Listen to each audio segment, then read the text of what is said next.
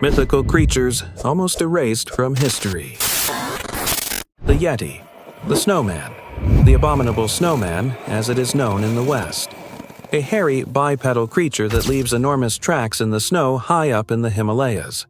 Let us start with the scale of the phenomenon. Since the 1950s, more than 10,000 documented encounters with an unknown, large primate-like creature have been recorded around the world.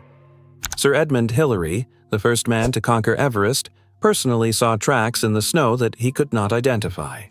He organized a dedicated expedition to search for the Yeti in 1960.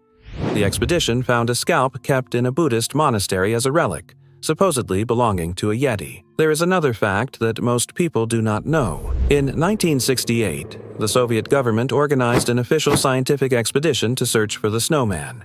Soviet scientists studied the problem seriously for several years. The results remain classified to this day. The most compelling scientific theory: the Yeti is a relict population of Gigantopithecus. Gigantopithecus was a real species of giant primate that existed in Asia from 9 million to 100,000 years ago. It is officially considered extinct. The Himalayas are one of the least explored places on the planet. There are valleys there where no scientist has ever set foot. There are ecosystems there about which we know nothing. If a relict population of a large primate could have survived anywhere, it would be there. 10,000 eyewitness accounts. Genetic samples of unknown origin. Classified Soviet research. Tracks at 6,000 meters altitude with the anatomy of an unknown species. Official science has not confirmed the existence of the Yeti. The Sea Monk, Denmark, 1546. Fishermen are hauling in their nets off the shores of Zealand, Denmark's largest island. And suddenly something appears in the nets that sends the fishermen fleeing in panic, abandoning their gear. A humanoid creature, roughly human in height. The body covered in what eyewitnesses describe as a dark robe, a dense covering resembling a monastic habit. The head bald and rounded.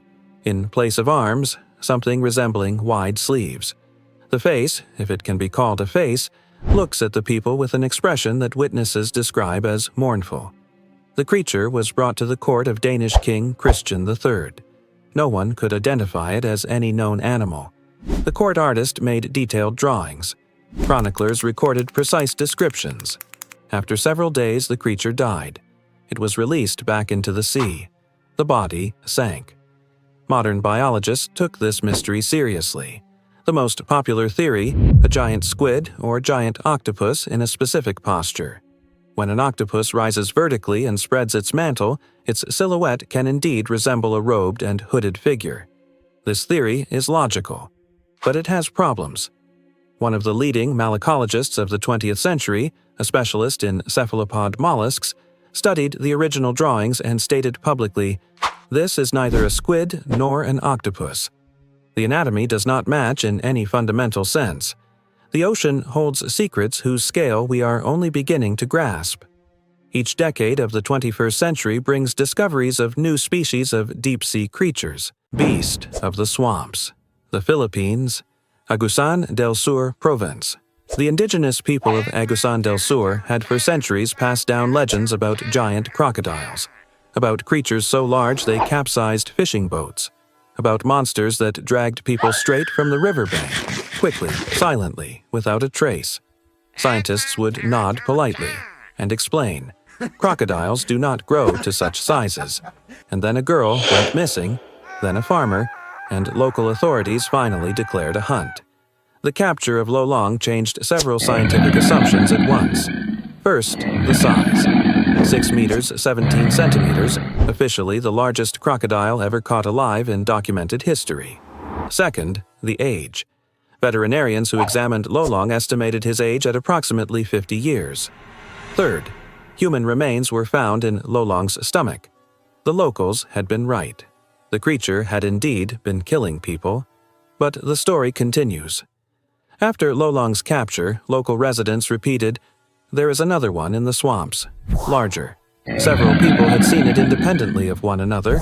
The descriptions matched. Length, reportedly 7 meters or more. Scientists organized an expedition. The creature was not found. The saltwater crocodile, Crocodilus porosus, is the largest reptile on Earth. Its biology allows it to grow virtually without limit, as long as food is available. Historical sources describe specimens 8 to 9 meters in length, data that was always dismissed as exaggeration. The raki, a colossal bird from the Arabian tales of 1001 Nights. It lifts elephants into the air and drops them from a height like stones. European scholars reacted predictably. Fairy tales, Eastern exoticism. Then they found the egg. But first, some context. Arab traders were professional seafarers who crossed the Indian Ocean with navigational precision beyond the reach of many Europeans of that era. In Madagascar, they saw something that changed their understanding of birds forever. The Epiornis, the elephant bird, a real creature that lived in Madagascar and was still alive in the 17th century, when Arab traders were regularly visiting the island. Height, up to 3 meters. Weight, up to 500 kilograms. This is the largest bird in the history of the Earth by body mass. The Epiornis was a flightless bird, but Arab traders saw its eggs, and the eggs made as great an impression on them as the bird itself. The Epiornis egg had a volume of up to 160 liters, diameter around 30 centimeters.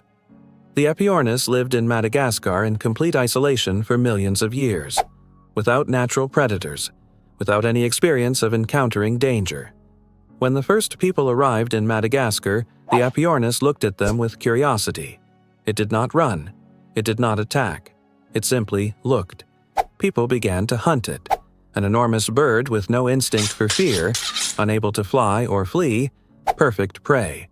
Within a few centuries, people wiped out the entire population. The Basilisk, the king of serpents. A creature from ancient legend whose gaze kills instantly. Medieval Europe feared the basilisk with something close to panic. It was depicted on coats of arms as a warning. Knights took mirrors on campaigns. It was believed that the basilisk died upon seeing its own reflection. Pliny the Elder wrote, "The basilisk is a small snake, marked by a white spot on its head in the shape of a diadem." In 1985, zoologists officially described and classified the African spitting cobra, Naja nigricollis, and several related species. This is a real snake, living in Africa and parts of Asia. The African spitting cobra does not bite its victim.